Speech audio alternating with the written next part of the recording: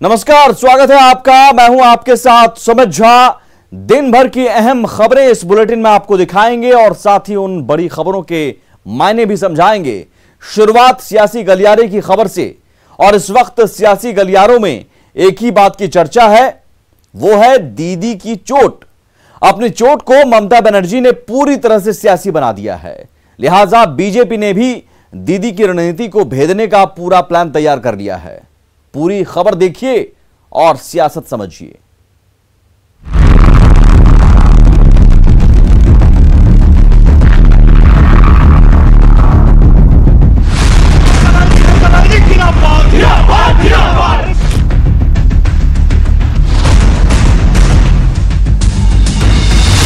लगभग 44 घंटे अस्पताल में रहने के बाद मुख्यमंत्री ममता बनर्जी डिस्चार्ज होकर अपने घर की तरफ जा रही हैं। आप देख सकते हैं एसएसकेएम हॉस्पिटल में ममता बनर्जी बाहर निकल रही हैं और एक छोटी सी कार व्हील चेयर पर बैठी हुई ममता बनर्जी हाथ हिला रही हैं।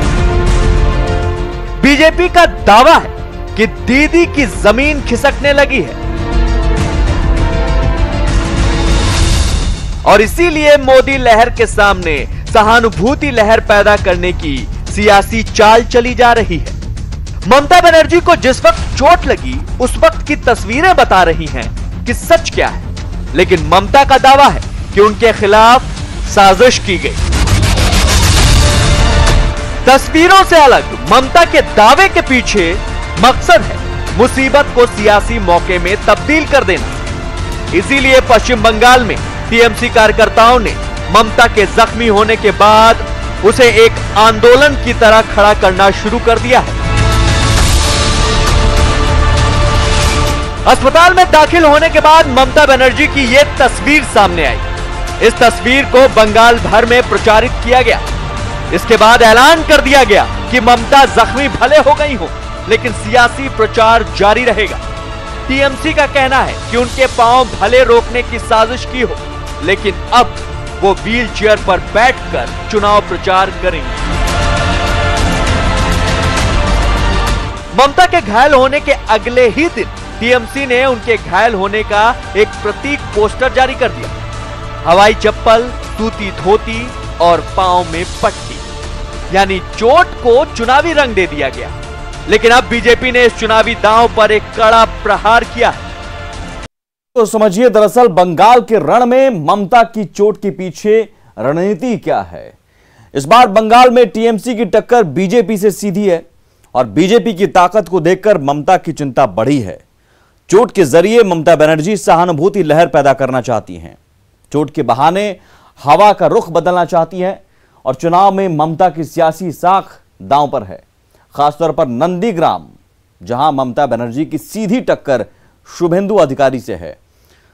ममता इस बार भवानीपुर के बदले नंदीग्राम से चुनाव लड़ रही हैं, जिनका मुकाबला शुभेंदु अधिकारी से है। शुभेंदु अधिकारी पहले टीएमसी में थे और शुभेंदु अधिकारी पिछले बार 81,000 वोटों से नंदीग्राम में अपने प्रतिद्वंदी को मात दी थी, इसलिए भी ममता के सामने चुनौती बड़ी है। आगे बढ़ते हैं। दांडी मार्च की सालगिरह पर देश भर में आजादी का अमृत महोत्सव शुरू हुआ। अहमदाबाद के साबरमती आश्रम में एक भव्य रंगारंग और सांस्कृतिक कार्यक्रम में पीएम मोदी ने महोत्सव का उद्घाटन किया। इस दौरान पीएम ने चंपारण सत्याग्रह की चर्चा की और मिथिला के कवि विद्यापति को भी याद किया।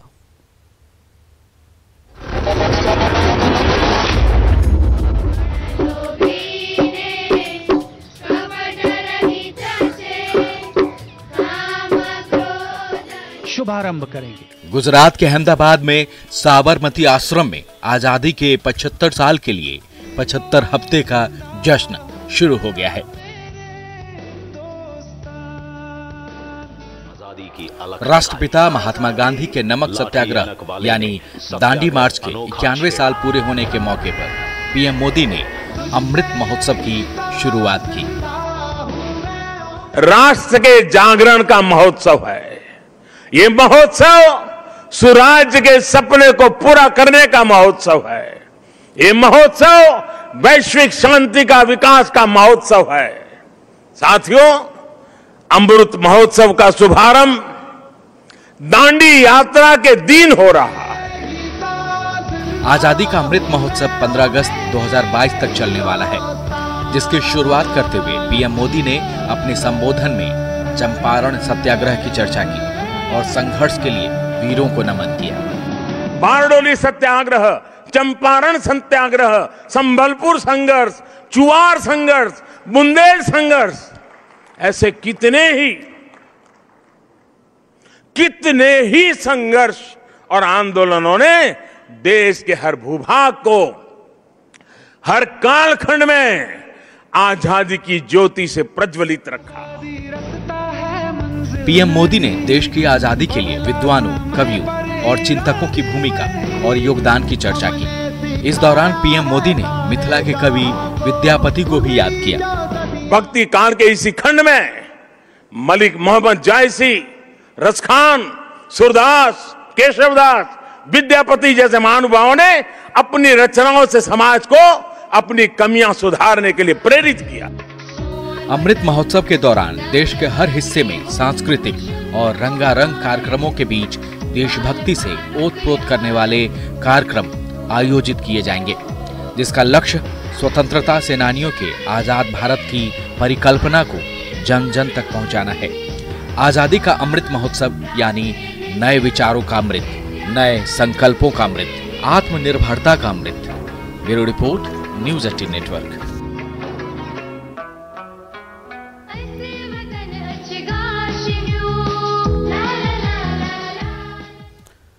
खबर को समझिए, आखिर अमृत महोत्सव क्यों देश मना रहा है। दरअसल आजादी के 75 साल पूरे होने के मौके को यादगार बनाने के लिए सरकार ने यह पहल की है। 12 मार्च इतिहास की गौरवशाली तारीख है। 25 दिवसीय यह महोत्सव भी 12 मार्च से शुरू होकर 5 अप्रैल तक चलेगा और इसी दिन महात्मा गांधी ने दांडी यात्रा की शुरुआत की थी। 12 मार्च साल 1930 में महात्मा गांधी ने नमक सत्याग्रह की शुरुआत की थी और दांडी यात्रा में महात्मा गांधी सहित 81 लोग शामिल हुए थे। 91 साल पहले गांधी जी के नेतृत्व में यह दांडी मार्च निकला था और अहमदाबाद का साबरमती आश्रम आज एक बार फिर उस दांडी मार्च का गवाह बना। दांडी मार्च ने अंग्रेजी शासन के खिलाफ संघर्ष के लिए पूरे भारत को एकजुट कर दिया था और इसके 17 साल बाद 1947 में अंग्रेजों को भारत छोड़कर जाना पड़ा था। बात बिहार की।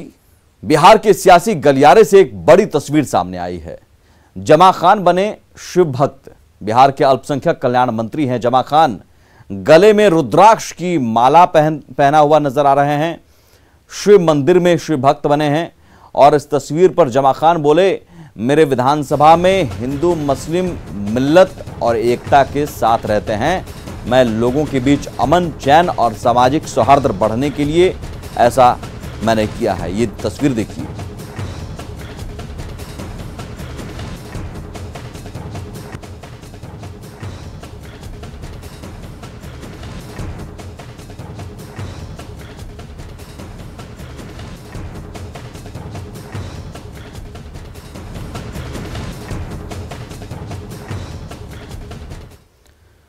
तो जाहिर है जमा खान ने सेकुलरिज्म का परिचय दिया है। जमा खान हाल ही में जेडीयू में शामिल हुए थे और जेडीयू में शामिल होने के बाद उन्हें मंत्री भी बनाया गया है। जमा खान जेडीयू कोटे से मंत्री हैं, बीएसपी छोड़कर जेडीयू में शामिल हुए थे और अगर इस तरह की तस्वीर और भी सामने आती है तो ये एक बेहतर तस्वीर है, एक बेहतर पहल है। आगे बढ़ते हैं। बात बिहार में उद्योग की। बिहार सरकार पहली बार इथेनॉल उत्पादन के लिए नीति बनाने जा रही है और इस नीति से राज्य की स्थिति मजबूत होगी। खास बात यह है कि इस नीति पर विपक्ष से भी सरकार को सहयोग का भरोसा मिल रहा है।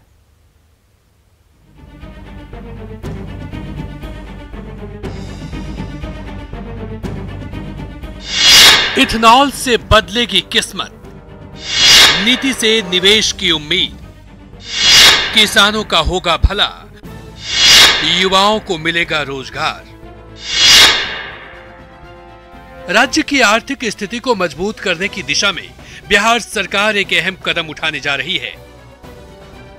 इथेनॉल उत्पादन को बढ़ावा देने के लिए मुख्यमंत्री इथेनॉल प्रोत्साहन निवेश नीति बनाने जा रही है। इस नीति के तहत जो भी निवेशक निवेश करेंगे उनके लिए सिंगल विंडो सिस्टम का इंतजाम होगा। नीति के लिए बाकायदा केंद्र सरकार की हरी झंडी भी मिल गई है। माननीय मुख्यमंत्री जी का और अपने देश के प्रधानमंत्री माननीय नरेंद्र भाई मोदी जी का जो सोच और संकल्प है उसके पूर्ति के दिशा में है कि हमको एथेनॉल उत्पादित कराना है। माननीय मुख्यमंत्री जी 2007 में ही इस बात को कहे, लेकिन तत्कालीन यूपीए सरकार इस बात को नहीं समझ सका, जिसके कारण हम लोग का जो इतना चीनी उद्योग था, अगर उस समय अगर ये एथेनॉल की पॉलिसी माननीय मुख्यमंत्री जी के सलाह को अगर तत्कालीन मनमोहन सिंह की सरकार मान जाता तो आज बिहार बहुत ऊंचाई पर जाता। परंतु ये यूपीए सरकार इस काम को तो कर नहीं सकी, लेकिन धन्यवाद है अपने देश के प्रधानमंत्री जी को जो माननीय मोदी जी ने इस बात को नीति आयोग में समझा और अपने माननीय मुख्यमंत्री जी को जो दिए गए सुझाव हैं उसका स्वागत किया। उद्योग से जुड़े लोग और सियासी दलों के लोग भी इस नीति की सराहना कर रहे हैं, लेकिन ये जरूर कहते हैं सिर्फ कागजों पर बातें नहीं हो, धरातल पर भी उतरनी चाहिए। इम्प्लीमेंट अच्छे ढंग से हो और उसको देख के इन्वेस्टर आ पाए। अगर आप सही नीति नहीं बना पाएंगे तो इतना रिसोर्सेज रहने के बावजूद भी आपको फायदा नहीं हो। उन जगहों पर करना चाहते हैं जहां पर हमारी चीनी मिल हुआ करती थी, जो किसी न किसी कारणवश बंद हो गया है। तो मैं समझता हूँ ये उस इलाके के लोगों के लिए तो ज़रूर अच्छा कदम है, क्योंकि हमारे मधुबनी जिला में 3 चीनी मिल है, रैयाम, लोहट, सकरी, जो बंद पड़ा है। वो दिन दूर नहीं जब बिहार की किस्मत बदलेगी, राज्य आर्थिक रूप से समृद्ध होगा, किसानों को फायदा होगा, रोजगार के मौके निकलेंगे। बस जरूरत है नीति पर ईमानदार नियत की। आनंद अमृतराज, न्यूज़ 18 पटना। पहले इसमें समझते हैं कि आखिर इथेनॉल है क्या, इथेनॉल का इस्तेमाल कैसे फ्यूल के लिए होता है। इथेनॉल एक तरह का अल्कोहल है जिसे पेट्रोल में मिलाया जाता है और पेट्रोल में मिलाकर गाड़ियों में फ्यूल की तरह इस्तेमाल किया जा सकता है, ईंधन की तरह इस्तेमाल किया जा सकता है इथेनॉल को। और इथेनॉल के पेट्रोल में मिलाने के बाद इस्तेमाल करने से प्रदूषण कम होता है। इथेनॉल का उत्पादन मुख्य रूप से गन्ने की फसल से होता है, हालांकि शर्करा वाली कई अन्य फसलों से भी इसे तैयार किया जा सकता है। इससे खेती और पर्यावरण दोनों को फायदा होता है, प्रदूषण भी कम होता है और खेती में भी मुनाफा होता है, गन्ना किसानों को भी फायदा हो सकता है। जाहिर है बिहार में औद्योगिक क्रांति लाने का यह प्रयास है और उसी प्रयास के तहत इथेनॉल नीति बनाई जा रही है। समझना जरूरी है कि नीतीश सरकार का प्लान क्या है, एक्शन प्लान क्या है। दरअसल नीतीश सरकार ने औद्योगिक निवेश प्रोत्साहन नीति 2016 में कई बदलाव किए हैं। इसके तहत बिहार में उद्योगों को बढ़ावा देने के लिए नई नीति मार्च 2025 तक लागू की गई है। नई नीति के तहत बिहार में इंडस्ट्री लगाने वालों को कई तरह की रियायतें दी जाएंगी। 2006 में ही इथेनॉल उत्पादन के लिए केंद्र सरकार के पास प्रस्ताव भेजकर अनुमति मांगी गई थी, जिसे उस समय की यूपीए सरकार ने नामंजूर कर दिया था। उस वक्त भी निवेशक 21,000 करोड़ का निवेश इथेनॉल उत्पादन के क्षेत्र में करना चाहते थे, लेकिन कागजी पेंच में पूरा मामला फंस गया। सोचिए उस वक्त ही अगर यह मामला सुलझ जाता तो अब तक इथेनॉल उद्योग स्थापित हो जाता। अब केंद्र सरकार ने इथेनॉल उत्पादन के प्रस्ताव को मंजूरी दे दी है, जिससे बिहार में यकीनन रोजगार बढ़ेगा और रोजगार के साथ साथ किसानों की आय भी बढ़ेगी। और बिहार सरकार ने इस बार 20 लाख रोजगार देने का वादा किया है। बात कोरोना की। कोरोना के नए स्ट्रेन ने चिंता बढ़ा दी है। खासकर महाराष्ट्र के कई इलाकों में मरीजों के मिलने का सिलसिला बढ़ गया है, जिसके बाद रेलवे के साथ ही बिहार सरकार भी सजग हो गई है। एहतियातन कई कदम उठाए जा रहे हैं। कोशिश है कि संक्रमण को रोका जा सके।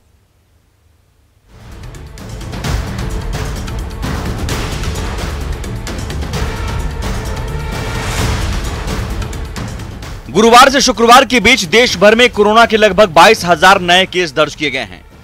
इसमें नए मरीजों में सबसे ज्यादा 14,317 मरीज महाराष्ट्र में मिले हैं। इनमें पुणे और नागपुर में सबसे ज्यादा केस मिले हैं। पिछले 24 घंटे में कोरोना से 117 लोगों की मौत हो चुकी है। हालांकि लगभग 15,000 लोग रिकवर भी हुए हैं, लेकिन रिकवर होने वालों से ज्यादा पॉजिटिव होने वालों की संख्या ने चिंता बढ़ा दी है, जिसके बाद रेलवे भी सजग है। महाराष्ट्र समेत देश के कई हिस्सों में कोरोना ने फिर से अपने पैर पसारने शुरू कर दिए हैं। ऐसे में कई जो लोगों को कोरोना संक्रमण की शिकायतें मिली है, इसको लेकर रेलवे प्रशासन भी सजग हो गया है। महाराष्ट्र से जो ट्रेनें पटना पहुंच रही है, जो यात्री आ रहे हैं उनको उनका न सिर्फ उनका थर्मो स्कैन किया जा रहा है, जांच की जा रही है, बल्कि लोगों को ये भी हिदायत दी जा रही है कि आप मास्क पहने। दरअसल कोरोना के नए स्ट्रेन ने चिंता बढ़ा दी है। ऐसे में रेलवे यात्रियों पर खास नजर रख रहा है। दूसरे प्रदेशों से बिहार पहुंच रहे यात्रियों की जांच हो रही है। खासकर मुंबई से आए यात्रियों को जांच के बाद मास्क लगाने की हिदायत दी गई है।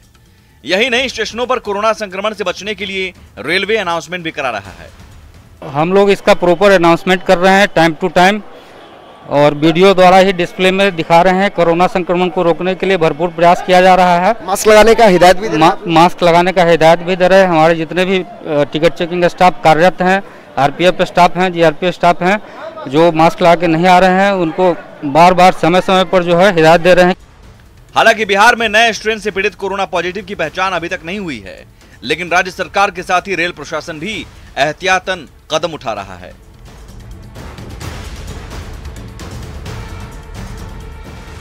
लोग यहाँ पे पैसेंजर हैं और लगातार जो आ रहे हैं उनको हिदायत ये दी जा रही है कि आप मास्क लगाएं, और जो लोग मास्क नहीं लगाए हैं उनको मास्क लगाया जा रहा है, बल्कि जो उनकी जांच भी की जा रही है कोविड की, जो थर्मो स्कैन है वो किया जा रहा है। यानी ये सब कुछ इसलिए चल रहा है कि बिहार में संक्रमण फिर से दोबारा ना हो कोविड का, और महाराष्ट्र से या दूसरे हिस्से से लोग जो आ रहे हैं उनको एक तरीके से परीक्षण किया जा रहा है।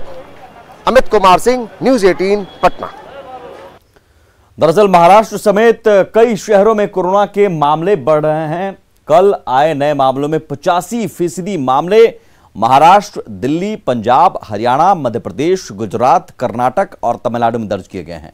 सबसे ज्यादा मामले महाराष्ट्र में सामने आए हैं। महाराष्ट्र से दूसरे राज्यों में लोगों की आवाजाही पहले की तरह जारी है, और बिहार की आबादी का बड़ा हिस्सा दूसरे राज्यों में रहता है। खासतौर पर महाराष्ट्र में, मुंबई में होली नजदीक है, लिहाजा होली में लोग घर वापस आएंगे और लोगों का आना जाना जारी है। दूसरे राज्यों से आने वाले लोगों से संक्रमण फैल सकता है, इसलिए खतरे को देखते हुए सावधानी जरूरी है। और सावधानी न सिर्फ प्रशासन की ओर से बल्कि आपकी ओर से भी सजगता और सावधानी जरूरी है, इसलिए कोरोना गाइडलाइंस का पालन करते रहें। प्रधानमंत्री नरेंद्र मोदी का आत्मनिर्भर भारत का आह्वान देश की अर्थव्यवस्था के एक अहम मोड़ पर आ गया है। नेटवर्क 18 की पहल और आईटीसी की ओर से प्रस्तुत इस खास पेशकश स्वाभिमान भारत में हम आपके लिए देश भर से ऐसी कहानियां लेकर आते हैं जो आत्मनिर्भरता का बेहतरीन उदाहरण है। ये उन लोगों की कहानियां हैं जो प्राचीन भारतीय परंपराओं को जीवित रखे हुए हैं और विश्व में प्रसिद्धि भी दिला रहे हैं। योग के संरक्षकों की कुछ ऐसी ही अनूठी कहानियां देखिए।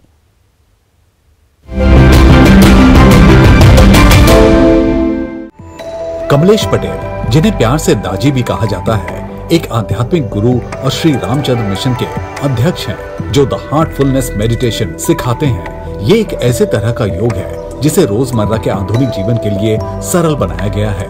Yoga has no year or time defining when this tradition began. एक और संस्थान है परमार्थ निकेतन, जिसने योग को बढ़ावा देने में अपना महत्वपूर्ण योगदान दिया है। Through the teachings of yoga, we have the possibility to create not only healthy lives for ourselves, but healthy societies. योग को ज्यादा से ज्यादा अपनाने के लिए प्रधानमंत्री ने भी प्रोत्साहन दिया है। योग बाय द बे एक ऐसी ही पहल है जो कि गैर सरकारी संगठन आई लव मुंबई और द योग इंस्टीट्यूट का मिला जुला प्रयास है। ये मुंबईकरों को पारंपरिक योग अभ्यास के लिए शहर के प्रतिष्ठित मेरीन ड्राइव पर 45 मिनट के लिए एक साथ लेकर आता है। योग मन व शरीर, विचार व कर्म, संयम व उपलब्धि का मूर्त रूप है। दुनिया के लिए योग भारत का सबसे बड़ा उपहार साबित हुआ है और ये स्वाभिमान भारत का बेहतरीन प्रतीक भी है।